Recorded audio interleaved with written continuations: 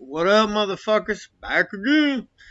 Uh, Today I figure I'll talk about escapes going back to juvenile because I never escaped as an adult, but uh, I had two different escapes go down at the ISP, Iowa State Penitentiary, Fort Madison, while I was there during two different times. They've since then shut the old one down and opened a new one. But yeah, what and crazy thing is, it just happened to be during my stay there because it wasn't like that shit went down there all the fucking time. Uh, Anamosa, I don't know that they've ever had a successful escape there. I know they at one time some motherfuckers had made a tunnel all the way up under the prison, was just pretty much ready to go, and then as I understand it, some guy had got his case overturned or back in court or something, and he was supposed to be with them, and he was scared that this shit was gonna come back on him or something. So his bitch ass snitched, uh, and they ended up shutting that down. That was before my time. Fort Madison, there was two there. The first one involved, let's see, three guys. Two of them got out, and one of them didn't. It's walls in both of these, Anamosa and Fort Madison. But Fort Madison, I mean, it's even more amazing there because you don't have all day yard and shit. Not since the riots, I don't think, back in the day. And the first guys, what they did was they made like a grappling hook. It looked like some Ninja Turtle looking fucking shit. You know what I mean? And they had ropes and shit attached to it. They worked in the shops. They were working late or something, and they got these ropes and shit out the window or something like that. They ended up using them to get up on the roof or something and over this first little fence that goes around by the wall. And then they threw the motherfucker up on the wall. They used it to like grapple from one roof to the other and then up on the wall and over the wall. Well, the one guy had boots on and said he couldn't get through the fence or some fucking shit. So he ended up turning back and going back. The other two guys got out. We were locked down fucking for a while behind that shit. And everybody was bitching and crying, man. But the way I looked at it, it was two lifers. And now, granted, all right, the one, he got away to another state, caught another charge, like for fucking robbing like a taxi motherfucker, taking his cab or fucking something, I can't remember. And then, but he got out of Iowa, went to another state where he caught that at. The other guy, uh, Marty Moon, fucking, he's a good motherfucker, old drunk. That motherfucker used to make hooch and shit like me. And but anyway, good old dude, man. I don't know what the fuck he was thinking. He got out, he steals a car, he's driving, he ends up in Illinois, and I don't know if he's just sleep deprived or what, but I guess he thought he was being fucking smarter than them or something. What's one place they ain't gonna look for me because I need to sleep? His dumb ass pulls over in a fucking prison in Illinois and in the parking lot and goes to sleep thinking, well, they won't be looking for me here. You fucking retard. You know they do perimeter checks and all that shit. But he was probably fucked up on something, I guarantee it. But anyway, so yeah, they caught his ass, brought his ass back. I remember everybody bitching and moaning, hey man, da-da-da. You know, we're locked down and these motherfuckers just get caught like, man, fuck you, motherfucker. First of all, you just mad because they took the initiative and half you motherfuckers are doing all day. Over there, life is life. So half you motherfuckers doing that same kind of time and ain't even fucking trying. And I don't give a fuck if they had 2 hours. That's 2 hours they was never supposed to fucking get, man. And they got it. And now the next escape that happened there, it wasn't inside the walls. It was, they had a whole nother building that they made. And called Stewart Hall. It was for like people with mental issues and shit. And then they had like people doing long term hold time there. Like I told you guys in the past segment, about how I was, when I beat that cop up, I was doing my whole time over there, and it's just solid doors, solid rooms. You got your shower in there and all that shit. Well, that pipe chase that was inside the fucking shower was never. Nobody was meant to be able to fit inside that motherfucker. But this little skinny ass kid who wasn't doing life, who was just pissed off because administration kept fucking with him. He's dead now.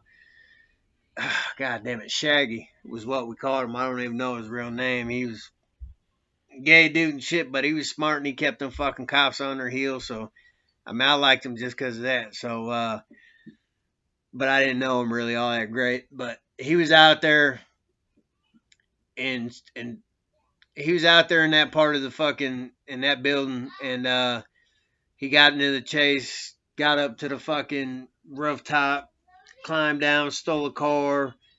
I think the car ran out of gas or something, and then he was walking, and they caught his ass and brought him right back. Now him, I don't agree with his shit so much because that was the opportunity that somebody that really needed it could have capitalized on, and he was just fucking around.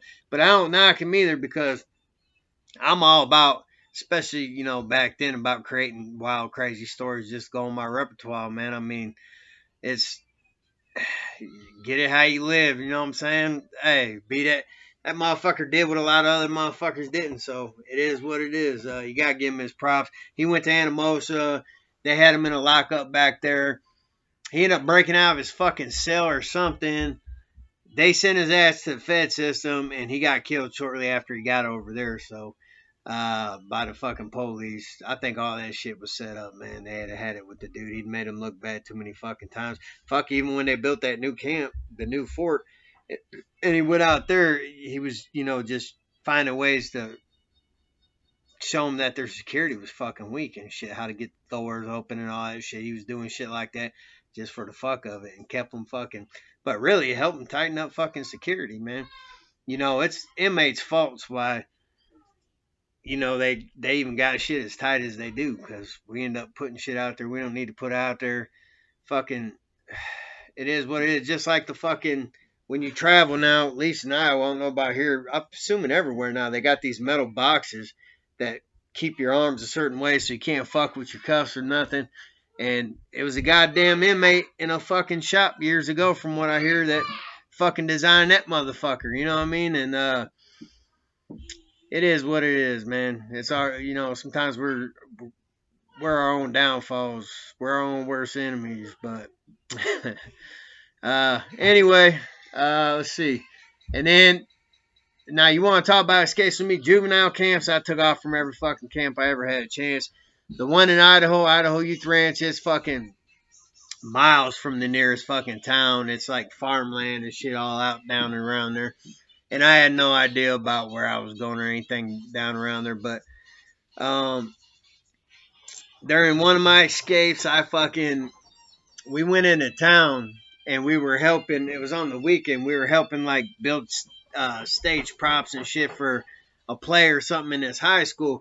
Well, at the same time, they had a basketball game and shit going. And I just was ready to get the fuck up out of there, man. So soon as I heard everybody leaving the basketball game, like out in the hallway, you could hear motherfuckers passing by the gym doors and shit, and where we was doing our work. I just said, fuck it, took off out the doors, blended in with the crowd, ran across the door. There was like a little line of trees and like a little ditch in between there. I jumped in that motherfucker and just stood still watching the vans go back and forth, watching cops, this, that, and the other till it got dark. And man, it got cold. I didn't have shit on. I had a little sweater and shit, little plaid fucking thing, man. And I ended up going across these fucking fields for hours like there's nothing. I just seen these little lights in the distance. You can hear fucking coyotes out there, and the fucking it was some spooky ass fucking shit. But I just kept focusing on this little light, man, and fucking hours later, going on into the morning, man, I finally fucking entered the town and shit, and eventually got caught, put back in that motherfucker, put in orange. But my thing was, I ain't gonna just stand still. You gonna let me out? You know what I mean? You gonna fucking let me get out? I'm gonna get out. Fucking, I don't know. I just always like doing stupid shit, man. See if I can get away with it. I don't give a fuck. So, then Eldora, they had training camps if you weren't getting your GED. Training camps, vocational programs and shit. I don't know what the fuck I'm talking about. Training camps. But that's what it was called, was a training school, Eldora Training School. And it's for all the fuck, it was the last stop before prison for serious offenders. I brought it up before, and I got a lot of good stories of that place too, man. Just huffing and getting high and sneaking shit in and fucking, this escape I'm about to tell you about. I already told you about how we sent the fucking unit up there. Like, I've always had fun and sort of been involved in most shit that I do. So, I mean, most places I've been and most things that go on around me. So, but anyway, fucking, it was after that little riot or whatever, and I was sent back to another unit and, regular unit, and, we were in residence. Oh, was it no? I had just got out of residence while I was in, home maintenance, and we would basically go all over the grounds, mowing and cleaning shit up, and fucking, if something needed painted or took care of, basically we was just maintenance and shit. So, and every day whenever he ain't looking, we're huffing fucking gas, whatever else we get our fucking, hands on, and motherfuckers would leave drugs from their visits. They would drop because you get stripped real good when you got back, but they dropped the drugs on the way back. We would already have it worked out ahead of time where they was going to drop it and shit. We'd snatch it up. We'd get a percent for fucking, doing that for them and shit. Sometimes it'd be homeboys, whatever. You work out, whatever. But one day, there was a bad windstorm the day before. And there's branches and shit every fucking where. And we're driving around. One guy's riding up front with the dude who runs the program. The rest of us are in the back. And, I can't remember exactly who. I want to say it's one of the motherfuckers end up being a rat and fucking pussying out. Yeah, it was. Chad Armbruster's bitch ass. I didn't know it till later. I tried helping that motherfucker out, but come to find out, he's snitching on everybody, man. But long story short, we start talking and fantasizing. We're taking all these branches out to a far corner of the place and dumping them out in the woods and shit. Well, we start just joking about escaping and taking this dude's truck and beating his ass and da-da-da-da. One of the guys that kept riding up front, little nerdy dude that didn't fuck with nobody, he ends up telling old boy what we're talking about. Dude's not taking the shit very serious because he's cool with half these motherfuckers that are talking about doing this. He wasn't cool with me. That's why I never really felt bad about what fucking happened to him.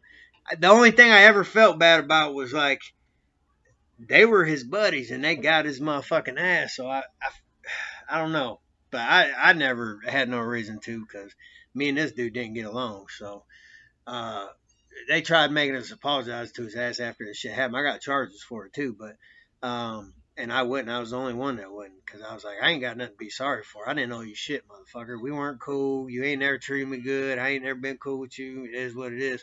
So it was business the way I looked at it. So, but we ended up fucking finally. This dude, he tells him, we find out about that shit. That dude just told him that. So now we're like, shit, we got to do it. So we're geeking each other up. Me and this dude named Irvin Tinker, good little motherfucker, Mexican from Sioux City. Me and him are punching each other in the fucking chest, getting each other geeked up. Let's go, let's go. So we got a plan. We go out to this little stretch. We're going one more time. We're going to start pulling this shit out. The dude who snitched, this dude named Noah Moses. And these guys, they were good and they stayed cool. But Noah, he was supposed to start beating up the fucking rat. Then when the guards started like trying to get him off of him, me and two other motherfuckers, David Mullen and I think that Chad Armbruster ended up ratting. We was supposed to, well, I was the first one. I said I'd grab dude. And then they were supposed to help me hold him so I get the keys out of his truck. One of them was supposed to get the fucking radio. And then we were going to take the truck and fucking go. We had some motherfuckers that were like lived in spots that were close to there and shit like that, and there people could come get us. And it started to go down like that. Old boy starts beating up the fucking rat. Mr. Cadner, the fucking staff dude, he runs the program. He goes after old boy. I go over there, I grab him. I'm a little scrawny motherfucker at the time. And I'm grabbing him. These other two motherfuckers supposed to help are just sitting there like, with their fucking mouths hanging open and shit. So I started just trying to get in his pocket by myself and hold his ass with my other arm. And fucking, he kind of starts wrestling with me and shit. And I pull away. And then at that point, Tinker and a couple other motherfuckers got bricks and shit. And they start throwing bricks at him. And who the fuck was it that had... that fucking Armbruster had the stick. He had a big ass stick. So the dude who runs the shit, he's like, what's going on? And old boy's like, with the stick, like, just give us your keys. We don't want to hurt you. So now it's clicking what the fuck we're trying to do. So he reaches in his pocket, grabs his keys, tosses them in the fucking woods, man, which we would never find more than likely. So now everybody just starts, bricks are flying, sticks and shit. Armbruster never hit him. He dropped the stick, took off running. That little David Mullins, I think his name, something like that. He was just supposed to be the driver. That's the only thing he'd ever really talked about doing. But he took off on foot.